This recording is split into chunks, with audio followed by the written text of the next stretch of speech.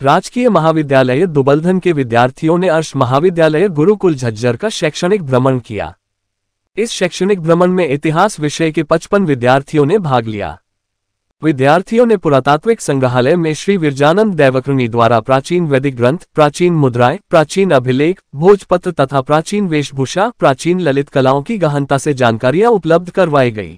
था यहाँ के युवाओं का, छात्रों का इस स्थिति को देख करके अंग्रेजी शासन के वक्त लॉर्ड मैकाले ने ये विचार किया कि इस तरह के जो व्यवस्था इनका शिक्षा व्यवस्था जो भारतवर्ष की है और इतने ऊंचे चरित्रवान युवा तैयार होते हैं गुरुकुलीय परंपरा के अनुसार, तो ये शिक्षा व्यवस्था यदि निरंतर चलती रही तो तुम्हारा शासन यहाँ लंबे काल तक नहीं चलेगा।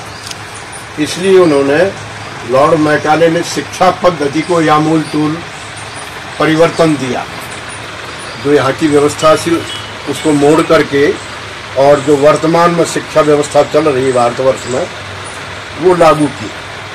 उससे पहले 7.5 लाख गुरुकुल भारतवर्ष में चलते थे। जो भी शिक्षणालय थे वो सब के सब गुरुकुलीय परिवेश में थे। छात्र वहाँ निरंतर आवास करते थे गुरुजनों के सानिध्य में। स्थिति के अनुसार, क्योंकि प्राचीन शिक्षा जो थी ना, अंग्रेजों के शासन से पहले भारतवर्ष के अंदर गुरुकुलीय परंपरा के अनुसार ही शिक्षा व्यवस्था थी। इस अवसर पर विद्यार्थियों को संबोधित करते हुए आचार्य विजयपाल योगार्थी ने कहा कि आज लोग वैदिक एवं आध्यात्मिक तथा सात्विकता जीवन शैली को छोड़कर भौतिक सुख सुविधाओं के पीछे दौड़ने लगे हैं।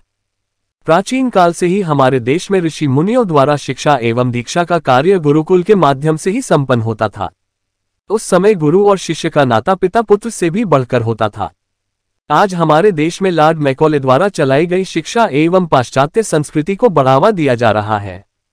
उन्होंने विद्यार्थियों को अनुशासनात्मक, ब्रह्मचर्य जीवन तथा हमेशा अच्छी और सकारात्मक सोच के साथ जीवन जीने की प्रेरणा दी।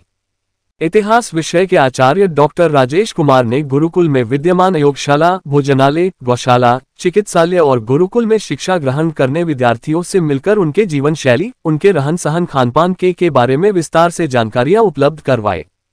उनके द्वारा विद्यार्थियों को स्वामी ओमानंद सरस्वती के बहुआयामी व्यक्तित्व के बारे में विस्तार से जानकारी दी गई। उसके बाद झज्जर के मध्यकालीन नवाबी कुओं, स्मारक एवं भवनों का निरीक्षण किया। इस अवसर पर डॉक्टर सतेंद्र, डॉक्टर सुमन गौड़ मुख्य रूप से उपस्थित रहे। यहाँ पर बहुत अच्छा लगता है। पहले ना गुरुकुल में ही शिक्षा दी जाती थी और आजकल ये गुरुकुल देखने को ही नहीं मिलते, इसलिए हम ना झज्जर गुरुकुल में सेक्शन भ्रमण के लिए आए हैं। यहाँ पर हमने पुरातात्विक वो देखे हैं, मूर्तियाँ वगैरह, सिक्के, भांड वगैरह, ये सारी चीज देखे हैं और अभी पुस्तकालय भी देखा है हमने। हम यहाँ पे अपने ऐतिहासिक उसके एक भ्रमण के लिए आए थे। हमने यहाँ पे आके देखा बहुत सी ऐतिहासिक चीज़ों को जो आज तक हमने पुस्तकों में पढ़ के देखा, उनको आज हमने नज़दीकी से देखा है। यहाँ पे वैदिक जीवन जो आजकल लुप्त हो चुका है, अंग्रेजी शिक्षा का प्रचार प्रसार हर जगह दिखाई दे रहा है, उसके बावजूद भी कई जगह, जैसे कि उदाहरण के तौर पर हम आए हैं, यहाँ पर हमें पुरानी और प्राचीन वैदिक सभ्यता और शिक्षा के बारे में पता चलता है। यहाँ पर हमें महान व्यक्तित्व जो कि ओमानंद सरस्वती थे, उनके जीवन की अनेक कहानियाँ, उनके जीवन में किए गए अच्छे कार्यों के बारे में जानकारी मिली है और यहाँ का वातावरण भी हमें बहुत ही अच्छा लगा। ये उद्देश्य ये है कि ये इतिहास के विद्यार्थी हैं राजकीय महाविद्यालय दुबलधन से। मैं डॉक्टर राजेश कुमार और ये पूरा BA प्रथम वर्ष, द्वितीय वर्ष और फाइनल वर्ष के जो विद्यार्थी हैं वो यहाँ पर भ्रमण के लिए, ऐतिहासिक भ्रमण के लिए आए हैं। और ये राजकीय महाविद्यालय दुबलधन को 50 वर्ष हो गए मेरे ख्याल से। ये पहला अवसर है इतिहास के अवसर में कि इतिहास बनने जा रहा है। ये विद्यार्थी यहाँ पर भ्रमण के लिए, ऐतिहासिक भ्रमण के लिए आए हैं। तो मुख्य उद्देश्य इतिहास में ये होता है, जो हम पढ़ाई करते हैं, जो हम ज्ञान प्राप्त करते हैं थ्योरेटिकल, उसको प्रैक्टिकल रूप में प्राप्त करने के लिए, जैसे हम जो पुरातात्विक सामग्री जो होती है, सबसे पहले अगर हम ये इसके उद्देश्य अगर हम देखें तो बहुत ही विस्तृत उद्देश्य मेरे यहाँ पर थे लेकर के भ्रमण को लेकर के आने के लिए। पहला तो था पुरातात्विक जो सामग्री है, जो इतिहास में स्रोत 2 प्रकार के होते हैं, साहित्यिक स्रोत और पुरातात्विक स्रोत। तो पुरातात्विक स्रोत में सिक्के हैं, बर्तन हैं, भवन है, वो सभी चीज़ें शामिल होती हैं।